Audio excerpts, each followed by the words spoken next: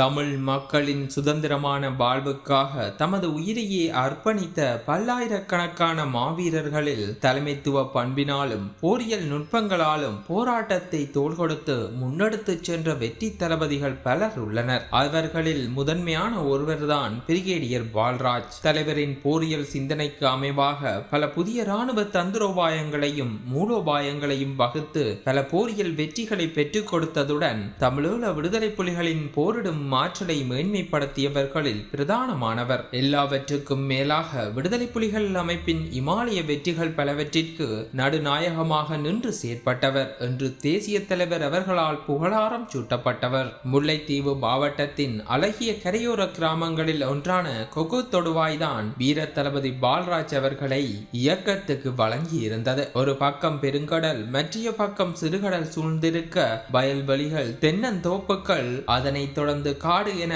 அழகான அமைதியான அந்த கிராமத்தில் கந்தையா கண்ணகி தம்பதியினருக்கு 1964 ஆண்டு கார்த்திகை மாதம் 27 பிறந்த இவர் ஆரம்ப கல்வியை கொக்கு தொடுவாயிலும் பின்னர் புல்மோட்டையிலும் படித்தார். அவரது வாழ்வியல் சூழல் இளவயது முதலே வேட்டையாடுவதில் ஆர்வம் கொண்டவராக இருந்தது. அதனால் அப்பகுதி காடுகள் பிரதேசங்களை முழுமையாக தெரிந்து வைத்திருந்தார். வேட்டையாடுவதற்கு தேவையான அடிப்படை விடயங்களான அவதானிப்பு, கடுமையான முயற்சி, கடினங்களை தாங்கும் தன்மை, அலைந்து திரிதல், மிருகங்களின் தன்மைக்கேற்ப தந்திரோபாய ரீதியில் வேட்டையாடல், பொறுமை மற்றும் மிருகங்களின் தடயங்களை பின்தொடர்ந்து செல்லுதல் போன்ற பண்புகள் சிறுவயது முதல் இயற்கையாகவே அவருக்கு அமைந்திருந்தன. அது மட்டுமல்லாமல் வேட்டைக்கு சென்றால் ஒருபோதும் வேட்டை இல்லாமல் திரும்ப மாட்டார் எனும் அளவிற்கு ஓர்மம் மிக்க குணாதிசயம் கொண்டவர்தான் பால்ராஜ். இவர் பிறந்து வளர்ந்த மணலாறு என அழைக்கப்படும் சிலோன் தியேட்டர், மண்குண்டிமலை, முத்திரைக்குளம், கென்பாம்,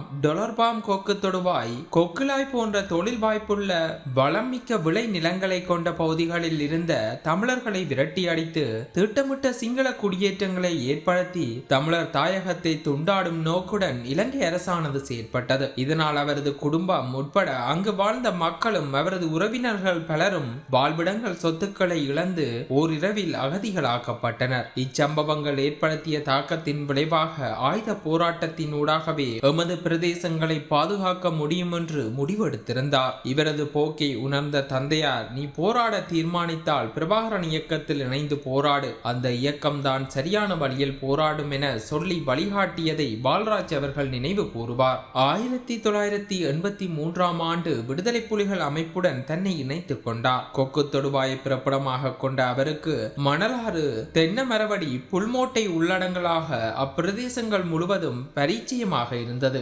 ஆரம்பத்தில் உள்ளூர் பயிற்சியுடன் வழிகாட்டியாக தனது பணியை செய்து கொண்டிருந்த காலத்தில் 1984 ஆண்டு ஓதியமலையில் உளவு இயந்திரத்தில் சென்று கொண்டிருந்த போது இலங்கை இராணுவத்தின் பதுங்கி தாக்குதலில் லெப்டினன்ட் காண்டீவன் உட்பட 9 போராளிகள் வீரச்சாவடைந்தனர். இதில் தோள்பட்டையில் காயமடைந்து சிகிச்சைக்காக இந்தியா சென்றிருந்தார். அதன் பின்னர் இந்தியா 9 பயிற்சி முகாமில் பயிற்சியை முடித்துக் கொண்டு நாடு திரும்பினார். மேஜர் பசீலன் அவர்களுடன் நாடு திரும்பிய அவர் வன்னி அணியுடன் இணைந்து அணிக்கான சமையல் பணிகளை செய்து வந்தார். இவரது பல்வேறுபட்ட திறமைகளை அறிந்த முல்லைத்தீவு மாவட்ட தளபதியாக இருந்த பசிலன் அவர்கள் முல்லைத்தீவு அணியுடன் இணைத்து பணியாற்ற அழைத்து சென்றார். அவரது செயற்பாடுகளினால் சில நாட்களிலேயே பசிலன் அவர்களின் நம்பிக்கைக்குரியவராயினார். முந்திரிகை குளத்தில் மேற்கொள்ளப்பட்ட பதுங்கி தாக்குதல், கிளிநொச்சி திருநகர் முறியடிப்பு தாக்குதல் என பல தாக்குதல்களில் பசிலன் அன்னையுடன் பங்கெடுத்திருந்தார். அது மட்டுமன்றி இந்திய இராணுவத்திற்கு எதிராக யாழ்ப்பாணம் கோப்பாயில் நடந்த சமரில் ஆர்பிஜியால் டாங்கியொன்றை தகர்த்து பன்முக ஆற்றலை வெளிப்படுத்தியிருந்தார். 1987 ஆண்டு முல்லைத்தீவு முகாமில் இருந்து நந்தி கடற்கரை வழியினூடாக தண்ணீரீற்று நகர்பகுதியை கைப்பற்றும் நோக்குடன் நகர்ந்த இந்திய படைகளை வழிமறித்து தாக்குதலை மேற்கொண்டிருந்த போது பசீலன் அவர்கள் வீரச்சாவடைந்திருந்தார். தளபதியை இழந்த நிலையில் உடனடியாக அக்களமுனி கட்டளையை பொருட்படுத்த பால்ராஜ் அவர்கள் தனக்கே உரிய தலைமைத்துவ ஆற்றலை வெளிப்படுத்தி தாக்குதலை தொடர்ந்து வழிநடாத்தினார். பல சண்டைகளில் தனது சண்டை திறனை வெளிப்படுத்தினாலும் இச்சண்டையே அவரது தனித்துவமான தலைமைத்துவ ஆற்றலையும் சண்டை திறனையும் தலைவருக்கு வெளிக்காட்டியிருந்தது. தளபதி பசீலன் இழப்பினால் துயரமும் கோபமும் அடைந்த தளபதியும் போராளிகளும் பசீலனுக்கு அஞ்சலி செலுத்தும் வகையில் தாக்குதல் ஒன்றை செய்யும் நோக்குடன் ஓய்வின்றி தெரிந்தனர். அவர்களின் முயற்சி வீணாகி போகவில்லை. பசீலனின் இழப்பிற்கு காரணமாக இருந்த இந்திய அணியே மட்டுமே தண்ணீரூற்று வித்யானந்தா கல்லூரிக்கு பின்னால் ரோந்தில் சென்று கொண்டிருந்த போது இவர்களின் தாக்குதல் எல்லைக்குள் வந்திருந்தது. கோபத்துடன் இருந்த போராளிகள் அனைவரும் ஆவேசமாக தாக்குதலை மேற்கொண்டு வந்த படையை நிர்மூலமாக்கினர். அத்துடன் உதவிக்கு வரும் அணியையும் அழிக்க வேண்டுமென பொருத்தமான இடத்தில் நிலையெடுத்து காத்திருந்தனர். எதிர்பார்த்ததை போலவே உதவிக்கு வந்த அணியையும் அழித்து மொத்தமாக 25க்கும் மேற்பட்ட இந்திய ராணுவத்தை கொன்று இழந்த தளபதிக்கு அஞ்சலியை செலுத்தினார்கள். பசீலன் அண்ணன் எல்லோரையும் மிரள வைக்கும் துணிச்சல்காரன். சிறந்த திட்டமிடலான பல தாக்குதல் உத்திகளையும் அவரிடமிருந்து அறிந்து கொண்டேன். அவருடன் இருந்த நாட்கள் பசுமையானவை என பிரிகேடியர் பால்ராஜ் அவர்கள் அடிக்கடி கூறிக்கொள்வார். தலைவருடன் பால்ராஜ் அவர்கள். தலைவரின் நம்பிக்கைக்கு பாத்திரமான பால்ராஜ் அவர்கள் இந்திய படையினர் மணலாற்று காட்டை முற்றுகையிட்டு தலைவரை குறிவைத்து பல இராணுவ நடவடிக்கைகளை செய்து கொண்டிருந்த போது தலைவரை பாதுகாக்கும் நடவடிக்கையிலும் தலைவரை சந்திக்க வருபவர்களை முற்றுகைக்குள்ளால் நகர்த்தும் பணிகளையும் செய்து வந்தார். இச்சமயத்தில் தலைவர் காட்டில் இருப்பது பாதுகாப்பில்லை,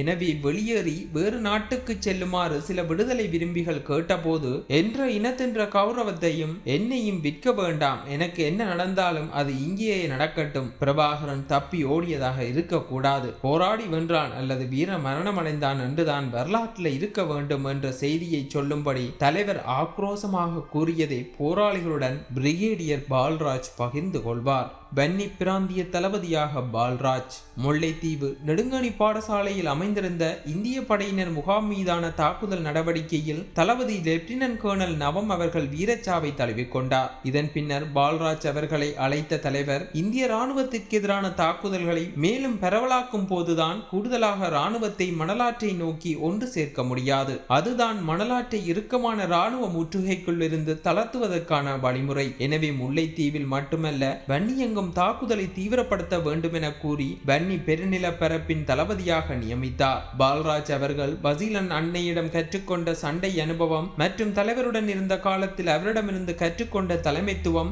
சண்டை தீர்மானங்கள், நிர்வாகம், அரசியல் போன்றன அவரின் தலைமைத்துவத்தை மேலும் செம்மைப்படுத்துவதற்கு வாய்ப்பளித்திருந்தது. பொறுப்பை ஏற்ற தளபதி பால்ராஜ் அவர்கள் முதலில் முல்லைத்தீவு, வவுனியா, கிளிநொச்சி மாவட்டங்களில் தாக்குதலை தீவிரப்படுத்தும் நோக்குடன் அம்மாவட்டங்களில் இருந்த போராளிகளை சந்தித்து தலைவரின் எண்ணத்துடன் புதிய தாக்குதல் உத்திகளையும் அறிவுரைகளையும் வழங்குவதற்காக நடைப்பயணம் ஒன்றை மேற்கொண்டார். ஆனாலும் வெறும் நடைப்பயணம் என்ற நோக்கத்தை தாண்டி சென்ற இடங்களில் எல்லாம் தென்படும் இராணுவத்தின் மீது உடனடி தாக்குதலை மேற்கொண்டார். இத்தாக்குதல்கள் போராளிகளுக்கு மேலும் தெம்பை கொடுத்திருந்தது. பால்ராஜ் அவர்களை தனது போர் ஆசானாக கொண்ட தளபதி பிரிகேடியர் தீவன் அவர்கள் இந்திய இராணுவத்துக்கு எதிரான தாக்குதல் பற்றி தெரிவிக்கும் போது மணலாற்றில் தலைவரிடத்தில் இருந்து வந்த 3 மாவட்டங்களுக்கும் நடைப்பயணம் செய்து போராளிகளை சந்தித்து ஊக்கப்படுத்தி தாக்குதல் திட்டங்களையும் கொடுத்து தலைவரின் கட்டளைகளையும் வழங்கி ஒரு பம்பரம் போல் சுழன்று தெரிந்தார். அவர் நடந்து போய் வருகின்றாரா, வாகனத்தில் போய் வருகின்றாரா என்று எங்களுக்குள் பேசுவது வழமை. அந்த அளவுக்கு பயணத்தில் வேகம். வேலை முடிந்ததும் உடனடியாகவே அடுத்த பயணம். அவரின் முகத்தில் சோர்வோ களைப்போ தெரிவதில்லை. படையினர் மீதான தாக்குதல் என்று வரும்போது வேவு பார்த்து திட்டமிட்டு தாக்குவது வழமை. எதிரிப்படை எதிர்ப்படும் போது உடனடியாகவே திட்டம் தீட்டி தாக்குதலை நடாத்துவது கடினம். ஆனால் இது கடினமானது என்பதால் தவிர்க்கப்பட வேண்டியது என்று பால்ராஜ் நினைப்பதில்லை. எதிரி தென்பட்டால் உடனடியாகவே தாக்குதல் என்பது அவரின் கருத்து என்றும் பிரிகேடியர் தீபன் கூறி காட்டினார்.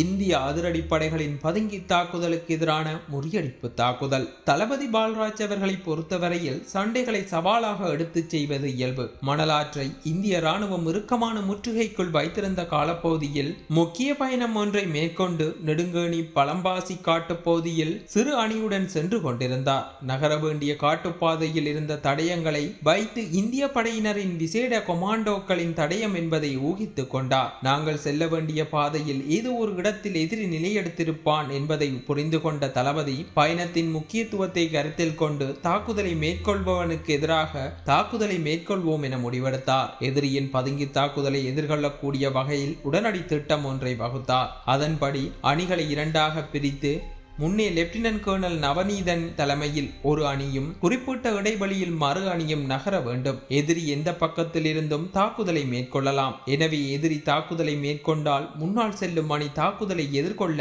மறு அணி பக்கவாட்டால் காட்டுக்குள் இறங்கி வளைத்து பின்பக்கத்தால் தாக்க வேண்டும் என்பதை விளக்கிவிட்டு எதிரியின் தாக்குதலை எதிர்பார்த்து கொண்டு அவதானமாகவும் மெதுவாகவும் நகரத் தொடங்கினார்கள். திடீரென இயல்புக்கு மாறாக இருந்த பற்றைகள் மரங்களுக்கிடையில் எதிரி நிலையெடுத்திருப்பதை லெப்டினன்ட் கர்னல் நவநீதன் திடீரென்று நின்று அவதானித்ததை குறிப்புணர்ந்த தளபதி மறு அணியை பக்கவாட்டால் வளைக்குமாறு சையை காட்ட நவநீதன் தனக்கு அருகே இருந்த இராணுவத்தை சுட்டுக்கொண்டு வேகமாக எதிரிக்குள் நுழைந்து தாக்குதலை தொடர மறு அணியும் பக்கவாட்டால் வளைந்து பின்பக்கமாக தாக்குதலை செய்தனர். எதிரி சுதாகரிப்பதற்குள் முழு இராணுவத்தையும் அவர்கள் நிலையெடுத்திருந்த இடங்களிலேயே கொன்று மயிர் கூச்சரியும் தாக்குதலை நடாத்தி முடித்தனர். இந்திய இராணுவத்தின் பதுங்கி தாக்குதலை முறியடித்த சண்டையானது பால்ராஜ் அவர்களினது துணிவு, போர் உத்தி, சண்டையிடும் திறனை வெளிப்படுத்திய முக்கியமான சண்டைகளில் ஒன்று. குறிப்பாக இந்திய இராணுவத்தை அதிர்ச்சி வியப்புக்குள்ளாக்கிய சண்டையாகும். ஏனெனில் பதுங்கி தாக்குதலை மேற்கொள்ளும் போது நகரும் பாதை, எதிரிகளின் ஆயுத பலம், ஆட்கள் தொகை போன்ற தகவல்களின் அடிப்படையில் பதுங்கி தாக்குதல் திட்டமிடப்படும். பின்னர் தாக்குதலிற்கான கொலை வலயத்தை உருவாக்கி பொருத்தமான ஆயுதங்களுடன் உருமறைத்து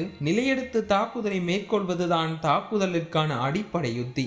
அத்துடன் உலகத்தின் 4வது வலிமையான இராணுவம் தனது சிறப்பு படைகளை வைத்து திட்டமிடும் பதுங்கி தாக்குதலை சாதாரணமான விடயமாக எடுத்துவிட முடியாது. பல பதுங்கி தாக்குதல்களை வெற்றிகரமாக செய்த அனுபவம் மிக்க பால்ராஜ் அவர்கள் அதில் இருக்கும் ஆபத்தை உணர்ந்து அப்பாதையை தவிர்த்து வேறு பாதையால் சென்று இருக்கக்கூடிய வாய்ப்பு இருந்தது. அப்படி இருந்தும் இந்த சந்தர்ப்பத்தில் பதுங்கி தாக்குதலுக்கு எதிரான முறியடிப்பு தாக்குதலை செய்வோம் என்று தீர்மானிக்கவும் தத்துணிவாகவும் முடிவெடுத்து அப்பதுங்கி தாக்குதலுக்கான முறியடிப்பு தாக்குதலை எதிர்கொண்டு வென்று காட்டி தனக்கென்று ஒரு முத்திரையை பதித்தார். இத்தாக்குதல் நடவடிக்கை விடுதலை புலிகள் மீது இந்திய இராணுவத்திற்கு மேலும் அச்சத்தை கொடுத்ததுடன் போராளிகளுக்கு மேலதிக தெம்பையும் உத்வேகத்தையும் கொடுத்திருந்தது. இது போன்ற பல தாக்குதல் நடவடிக்கைகள் பால்ராஜ் அவர்களை சிறந்த தளபதியாக தனித்துவமாக அடையாளம் காட்டின. இந்திய இராணுவ வெளியேற்றத்தின் பின்னர் பன்னியின் இராணுவம் அரசியல் அபிவிருத்தி போன்ற எல்லா பணிகளையும் ஒருங்கிணைத்தார். இந்திய இராணுவ காலத்தில் தங்களுக்கு உதவி செய்த வீடுகள் எல்லாம் சென்றதுடன் அவர்களின் இன்ப துன்பங்களில் பங்கெடுத்து இயன்றளவு அவர்களுக்கு உதவிகள் செய்தார். மக்களின் பிரச்சனைகள், அவர்களின் அத்தியாவசிய தேவைகளை அறிந்து உதவி செய்தார். அந்த அளவிற்கு மக்களை நேசித்த தளபதி அவர். கொக்காவில் முகாம் வலிந்த தாக்குதல். இலங்கை இராணுவத்துடனான ஈழப்போர் 1990 2ஆம் மாதம் அளவில் தொடங்கியது. முதலில் மாங்குளம் இராணுவ முகாம் மீது தாக்குதல் ஆரம்பிக்கப்பட்டது. ஆனால் அம்முகாமின் ஒரு பகுதி வீழ்ந்தாலும் சண்டையை தொடர்ந்து நடாத்துவதில் உள்ள பாதக நிலையை உணர்ந்து உடனடியாக சண்டையிலிருந்து பின்வாங்கினர். பின்னர் கிளிநொச்சி படைமுகாம் மீது நடாத்தப்பட்ட தாக்குதல் முயற்சியும் கைகூடவில்லை. தொடர்ந்து முல்லைத்தீவு முகாம் மீதான தாக்குதல் முயற்சியும் வெற்றியளிக்கவில்லை. இந்த முகாம்கள் அளிக்கப்படாவிட்டால் வன்னி பெருநில பரப்பின் மேலாதிக்கம் விடுதலை புலிகளிடம் இல்லாமல் போவது மட்டுமல்லாமல் மக்களுக்கு பாரிய சிரமத்தை எதிர்கொள்ள வேண்டி நேரிடும். அத்துடன் ஏற்கனவே 3 முகாம் தாக்குதல்களும் வெற்றியளிக்காத நிலையில் இந்த முகாமை எப்படியும் கைப்பற்றியே தீர வேண்டும் என்ற உறுதியான முடிவுடன் கொக்காவில் முகாமை கைப்பற்றுவதற்காக தாக்குதலை ஆரம்பித்தார். முதல் நாள் கடுமையான சண்டை, சில பகுதிகள் கைப்பற்றப்பட்டது. அதேவேளை துணை தளபதியாகவிருந்த தளபதி தீபன் அவர்களும் வேறு சில தளபதிகளும் காயமடைந்திருந்தனர். கடுமையான சண்டை தொடர்ந்து கொண்டிருந்தது. நிலைமையினை உணர்ந்த பால்ராஜ் அவர்கள் ஏற்கனவே மாங்குளம், கிளிநொச்சி, முல்லைத்தீவு முகாம்களை கைப்பற்ற முடியவில்லை. இதிலும் தோல்வி கண்டால் போராளிகளின் உணர்வுகள் பாதிப்படையலாம். அது மட்டுமின்றி இராணுவத்தின் உளவுடன் அதிகரிக்கலாம். அத்தகைய வாய்ப்பை வழங்கக்கூடாது என்ற உத்வேகத்துடன் போராடினார்கள். கொக்காவில் முகாமை எப்படியாவது கைப்பற்றியே தீர வேண்டும் என்ற தீர்மானத்தில் முடிவாக இருந்தார். தளபதி தீபன் அவர்கள் காயமடைந்ததுடன் களமுனைக்கே சென்று அணிகளை மீள் ஒழுங்குபடுத்தி கட்டளைகளை வழங்கி கொண்டு தானும் ஒரு பக்கமாக இறங்கி சண்டையில் ஈடுபட்டார். பால்ராஜ் அவர்களும் இறங்கி சண்டையிடுகின்றார் என்றவுடன் போராளிகள் மேலும் மூர்க்கத்தனமான தாக்குதலை மேற்கொள்ள சில மணிகளில் முகாம் முற்றாக அளிக்கப்பட்டு கட்டுப்பாட்டுக்குள் கொண்டு வரப்பட்டது. விடுதலை புலிகளின் போரியல் வரலாற்றில் முதலாக கைப்பற்றி அளிக்கப்பட்ட முகாம் தாக்குதலாக இது பதிவாகியுள்ளது. மாங்குளம் முகாம் வலிந்த தாக்குதல். இதனைத் தொடர்ந்து மாங்குளம் முகாமை மீள தாக்கியளிக்க வேண்டும் என்ற நோக்குடன் களப்பணிகளை முடக்கிவிட்டார். ஏற்கனவே தாக்குதலை மேற்கொண்டு பின்வாங்கிய முகாம் என்பதால் அடுத்த முயற்சி தோல்வியடைய கூடாது என்ற முடிவுடன் தாக்குதல் திட்டம் தயாரிக்கப்படுகின்றது. அம்முகாமின் இருமுனைகளில் தாக்குதலை நடாத்தி எதிரியை பலவீனப்படுத்தி கரும்புலி தாக்குதலை மேற்கொண்டு முகாமை கைப்பற்றுவது என்று தீர்மானிக்கப்படுகின்றது. பசீலன் எறிகணை தாக்குதலுடன் ஆரம்பிக்கப்பட்ட தாக்குதலின் முகாமை சுற்றியிருந்த காவலரன்கள் முதலில் வீழ்ச்சியடைந்தன. அதன் பின்னர் கரும்புலி தாக்குதலை கரும்புலி லெப்டினன்ட் கர்னல் போர்க் மேற்கொள்ள காவலரன்களையும் மினி முகாம்களையும் உடைத்துக் கொண்டு முன்னேறிய அணிகள் பிரதான முகாமிற்கு அருகில் இருந்த வானூர்தி இறங்கு தளத்திற்கு அருகில் பலமான எதிர்த்தாக்குதலுக்கு முகம் கொடுத்தன.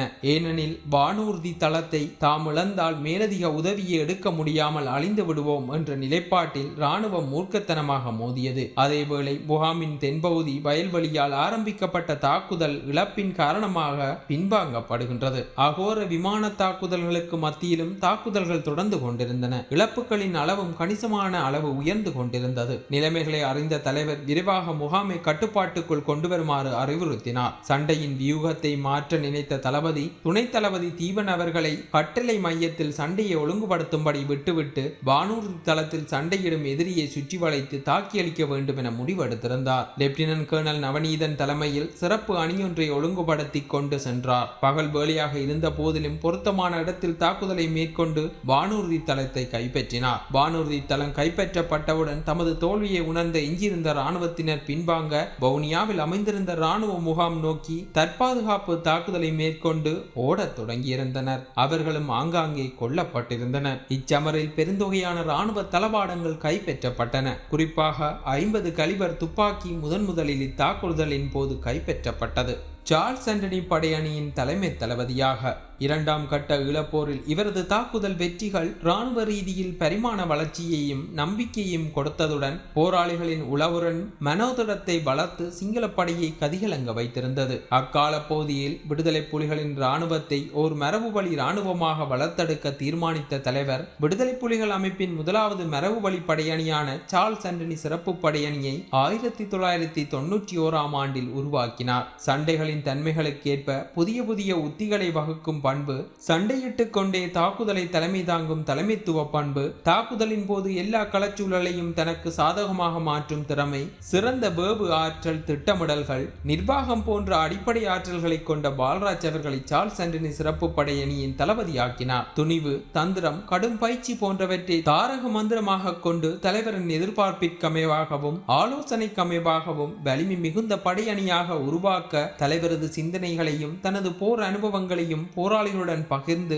சார்ல்ஸ் ஆண்டனி சிறப்பு படையணியை ஒரு வலிமை மிகுந்த படையணியாக உருவாக்கினார். மரபு வழி படையணியாக உருவாக்கிய அப்படையணியிடம் இருந்த இலகு மற்றும் கனரக ஆயுதங்களை மட்டும் வைத்தே பல வெற்றிகரமான தாக்குதல்களையும் புதிய உத்திகளையும் கூடிய மூலோபாய தாக்குதல்களையும் செய்து காட்டினார். குறிப்பாக வன்னி விக்ரம எதிர்த்தாக்குதலில் 50 கலிபர் துப்பாக்கியை பயன்படுத்தி உலங்கு வானூர்தி அளிக்கப்பட்டது. 1991ஆம் ஆண்டு விடுதலை புலிகள் அமைப்பினால் பெயரிடப்பட்டு மேற்கொள்ளப்பட்ட முதலாவது வலிந்த தாக்குதல் நடவடிக்கையான ஆகாய கடல்வழி தாக்குதல் நடவடிக்கையில் கிளிநொச்சி உப்பள பக்கத்தால் தாக்குதலை வழிநடாத்தும் பொறுப்பை ஏற்றி வெற்றிகரமாக செய்து முடித்தார். பின்னர் மணலாற்றில் முன்னெடுக்கப்பட்ட மின்னல் எதிர்ச்சமர், அளம்பில் ஆபரேஷன் 7 பவர் எதிர்ச்சமர், கொக்கு தொடுவாயிலிருந்து முன்னேறிய இராணுவத்தை தாக்கி பின்வாங்க வைத்ததுமல்லாமல் முதலில் RCL கைப்பற்றிய சமர் போன்ற பல சமர்களை வெற்றிகரமாக நடாத்தினார். மூலோபாய தாக்குதல்கள். தலைவர் தளபதியிடம் சண்டைகள் பற்றி ஆலோசித்துக் கொண்டிருக்கும் போது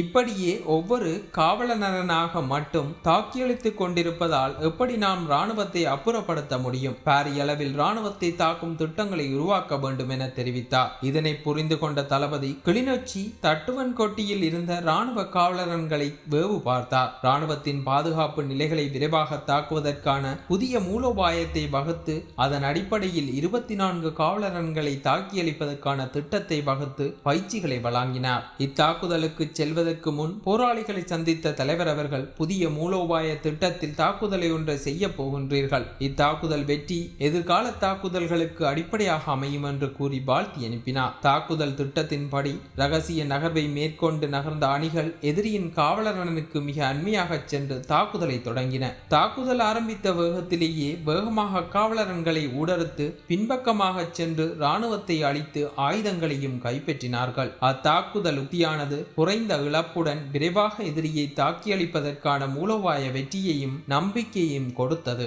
அதனைத் தொடர்ந்து பல மாவட்டங்களிலும் நடந்த பல தாக்குதல் வெற்றிகளுக்கு அந்த உத்தி அடிப்படையாக அமைந்தது. 1991 ஆண்டு காரைநகர் பொன்னாலை பிரதான பாதையில் அமைந்திருந்த காவலரன்களை தாக்கியளித்த சமர் இன்னும் ஒரு வகையான புதிய தாக்குதல் உத்தியாகும். ஏனெனில் காவலரன் வீதியில் அமைந்திருந்தது. வீதியின் இரண்டு பக்கமும் கடல். தாக்குதலை மேற்கொள்ள எந்த விதமான காப்பும் மறைப்பும் இல்லாத குறைந்த தண்ணீர் உள்ள கடற்பிரதேசம். அக்காவலரனை தாக்கி அளிக்க வேண்டும் என முடிவெடுத்து மேஜர் கிண்ணியின் தலைமையில் வேவு பார்த்து தண்ணீருக்குள்ளால் காவலரனின் பின்பக்கமாக அணிகளை நகர்த்தி வெற்றிகரமாக தாக்குதலை செய்து முடித்தார். எப்போதுமே சவாலான சண்டைகளை தேர்ந்தெடுத்து வெற்றி கொள்வதும் இறுக்கமான போர்க்களங்களில் செயல்பட்டு வெல்வதும் இவருடைய குணாதிசயங்களில் ஒன்று. அதன் பின்னர் 1992 ஆரம்பகால பகுதியில் பூநகரி முகாமின் முன்னணி காவலரன்களில் 64 காவலரன் தாக்கியளித்த தாக்குதல், அதனைத் தொடர்ந்து 1992 பிற்கால பகுதியில் பலாலி வலய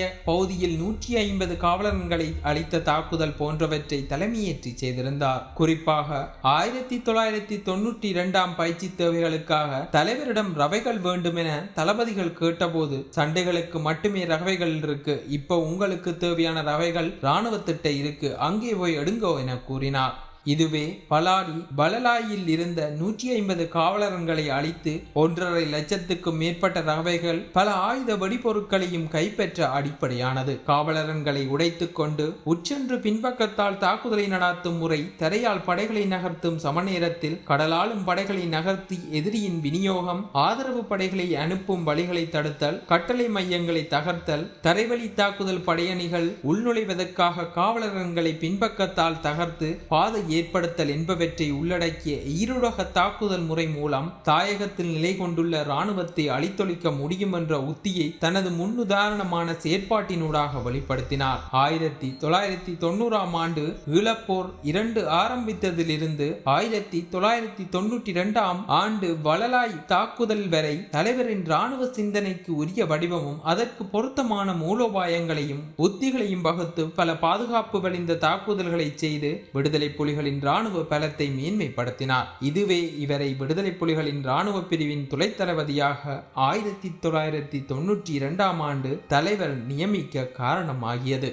யாழ்தேவி முறியடிப்பு தாக்குதல். இதன் பின்னர் 1993 பூநகரி முகாம் வேவு நடவடிக்கைகளை விசேட வேவு அணியை வைத்து செய்து முடித்தார். தொடர்ந்து அதை கைப்பற்றுவதற்கான தாக்குதல் திட்டத்தை வகுத்து அணிகளை ஒன்றிணைத்து பயிற்சிகளையும் அதற்கான ஏனைய ஒழுங்குபடுத்தல்களை தயார்படுத்துவதில் தீவிரமாக செயற்பட்டு கொண்டிருந்தார். இச்சமயத்தில் யாழ் குடாநாட்டு மக்களை நெருக்கடிக்குள்ளாக்கும் நோக்குடன் ஒரே ஒரு போக்குவரத்து பாதையாக இருந்த கிளாலி கடற்கரை பாதையை மூடுவதை இலக்கு வைத்து ஆணையிறவிலிருந்து இராணுவம் யாழ்தேவி என்ற இராணுவ நடவடிக்கை ஒன்றை மேற்கொள்ளப் போகின்றது என்ற செய்தி கிடைக்கின்றது. தலைவரின் ஆலோசனைக்கு அமைவாக தயார்படுத்துவதற்கு கிடைத்த குறுகிய நேரத்தில் தந்திரோபாய தாக்குதல் திட்டத்தை வகுத்து இராணுவத்தின் நகர்வை தடுப்பதற்கான தாக்குதலை மேற்கொண்டார். இராணுவத்திற்கு எதிரான தாக்குதல் மிக மூர்க்கத்தனமாக நடைபெற்றுக் கொண்டிருந்த போது களமுனையிலிருந்து தொடர்களில் சிக்கல் அடைந்திருந்தது.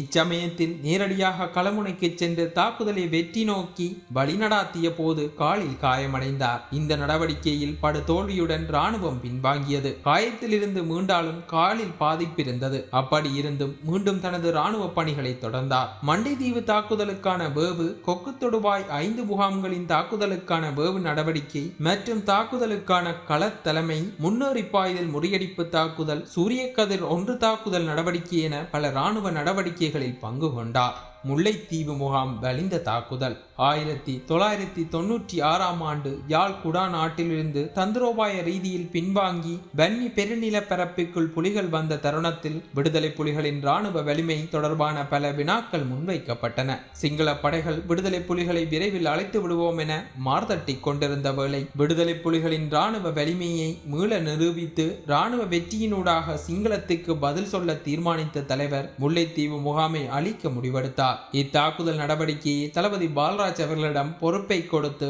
தாக்குதலுக்கான மூலோபாயத்தை வகுத்து கொடுத்தார். தலைவரின் சிந்தனைக்கு அமைவாக அத்தாக்குதல் வெற்றிக்காக கடுமையாக உழைத்தார். துல்லியமான திட்டமிடலுடன் தாக்குதல் ஆரம்பிக்கப்பட்டது. வேகமாக கடற்கரை பகுதி முழுமையாக கட்டுப்பாட்டுக்குள் கொண்டு வர வேண்டும் என்பது பிரதான திட்டங்களில் ஒன்று. அதன்படி வெற்றிகரமாக நடைபெற்றதுடன் 122 கனரக பீரங்கிகளும் கைப்பற்றப்பட்டன. இருப்பினும் கடற்கரை பிரதேசத்தை முழுமையாக கட்டுப்பாட்டுக்குள் கொண்டு வர முடியவில்லை. கடற்கரையில் ஒரு பகுதியை கட்டுப்பாட்டில் வைத்திருந்ததாலே தம்மால் உதவியை பெற முடியும் என்பதால் தேவாலயம் அமைந்திருந்த கடற்கரை பகுதியை கட்டுப்பாட்டுக்குள் வைத்திருக்க இராணுவம் கடுமையாக போரிட்டது. அப்பகுதியை கைப்பற்றும் நோக்குடன் தாக்குதல் நடவடிக்கைகள் முனைப்பாக நடைபெற்று கொண்டிருந்த வேளை அளம்பிலில் இராணுவத்தை தரையிறக்கி முகாமைக்குள் போரிட்டுக் கொண்டிருக்கும் படையினருக்கு உதவ இராணுவம் முயன்றது. இச்சந்தர்ப்பத்தில் களத்திற்கு வந்து நிலைமையை மதிப்பிட்ட பால்ராஜ் அவர்கள் தலைவரிடம் நிலைமையையும் உடனடி திட்டத்தையும் தெரிவித்திருந்தார். தலைவர் அவர்கள் தளபதி பிரிகேடியர் பானு அவர்கள் தலைமையில் மேலதிக அணியை அனுப்பி வைத்தார். அத்திட்டத்தின்படி தேவாலயத்தின் முன்பக்கமாக நிலையெடுத்திருந்த படையினர் மீது விடுதலை புலிகளிடம் இருந்த டாங்கியால் தாக்குதலை ஆரம்பிக்க எதிரி நிலை குலைந்தான். இச்சந்தர்ப்பத்தை பயன்படுத்திய படையணி எதிரியின் பகுதியில் உள்நுழைந்து தாக்குதலை மேற்கொண்டு கடற்கரையை கட்டுப்பாட்டுக்குள் கொண்டுவர முகாம் முழுமையான கட்டுப்பாட்டுக்குள் கொண்டு வரப்படுகின்றது. அத்துடன் அளம்பிலில் தரையிறங்கிய இராணுவமும் எதிர்த்தாக்குதலுக்கு ஈடுகொடுக்க முடியாமல் பாரிய இழப்புடன் கடல் வழி தப்பியோடியது. சத்திய முறியடிப்பு தாக்குதல். முல்லைத்தீவு படை முகாம் வீழ்ச்சியை தொடர்ந்து ஆனையிரவில் நிலை கொண்டிருந்த சிங்கள இராணுவம் சத்திய 1 இராணுவ நடவடிக்கை மூலம் பரந்தன் பகுதியை கைப்பற்றியது. முன்னேறிய சிங்கள படையை தடுத்து நிறுத்தும் நடவடிக்கைக்கான தலைமையை தலைவர் பால்ராஜ் அவர்களிடம் கொடுத்தார். உடனடியாக படையணிகளை வேகமாக நிலைப்படுத்தினார். அத்துடன் இராணுவம் நிலைகளை உடைத்து தகர்ந்தால் உடையும் பகுதியில் உள்ள படையணிகளை மட்டும் மீள் ஒழுங்குபடுத்தி காவலரன்களை மீள கைப்பற்றினால் உடைத்த பாதையால் உள்வரும் இராணுவம் போராளிகளின் பிடிக்குள் அகப்படும். இதனால் எதிரிக்கு பாரிய இழப்பை ஏற்படுத்த முடியும் என்ற திட்டத்தை வகுத்து படையணிகளுக்கு விளக்கி பயிற்சி கொடுத்து தயார் நிலையில் வைத்திருந்தார். சிங்கள படை சத்திய 2 இராணுவ நடவடிக்கையை முன்னெடுத்திருந்தது. ஏனையின் பாதைக்கு வலது பக்கமாகவும் இடது பக்கமாகவும் இராணுவத்தின் தாக்குதல் முனையாக ஏனையின் பாதைக்கு வலது பக்கம் பிரதானப்பட்டிருந்தது. டாங்கிகளுடன் துருப்புக்காவிகளில் இராணுவத்தை நகர்த்தி முன்னேறிய இராணுவம் விடுதலை புலிகளின் பாதுகாப்பு நிலைகளை ஊடறுத்து உள்நகர்ந்தது. நிலைமைகளை உணர்ந்த தளபதி லெப்டினன்ட் கர்னல் தனம், லெப்டினன்ட் கர்னல் ராகவன் தலைமையில் அணிகளை மீளொழுங்குபடுத்தி 2 பக்கத்தாலும் காவலரன் பகுதியால் தாக்குதலை தொடுத்து மீண்டும் பாதுகாப்பு நிலைகளை கட்டுப்பாட்டுக்குள் கொண்டுவர இராணுவம் பாரிய இழப்பை சந்தித்து பின்வாங்கியது. விடுதலை புலிகளின் காவலரன்களுக்கு முன்பக்கமாகவும் பின்பக்கமாகவும் டாங்கியில் அளிக்கப்பட்டு இருந்தது. இந்த தாக்குதல் தந்திரோபாய மனோதிட வெற்றிக்கு எடுத்துக்காட்டாகும். கிளிநொச்சி நகர் வலிந்த தாக்குதல். ஜேசிக்குரு இராணுவ நடவடிக்கையை முன்னெடுத்த இலங்கை இராணுவம் மாங்குளத்தை அண்மித்துக் கொண்டிருந்தது. அதேவேளை கிளிநொச்சியில் உள்ள இராணுவத்துடன் இணைந்து கொள்ள குறிப்பிட்ட தூரமே இருந்தது. இந்த நேரத்தில் கிளிநொச்சி நகரை மீள கைப்பற்ற தலைவர் முடிவெடுத்திருந்தார். இந்த தாக்குதல் திட்டத்தில் கிளிநொச்சி நகர்பகுதியை கைப்பற்ற வேண்டுமாயின் இராணுவத்திற்கு உதவி வருவதையும்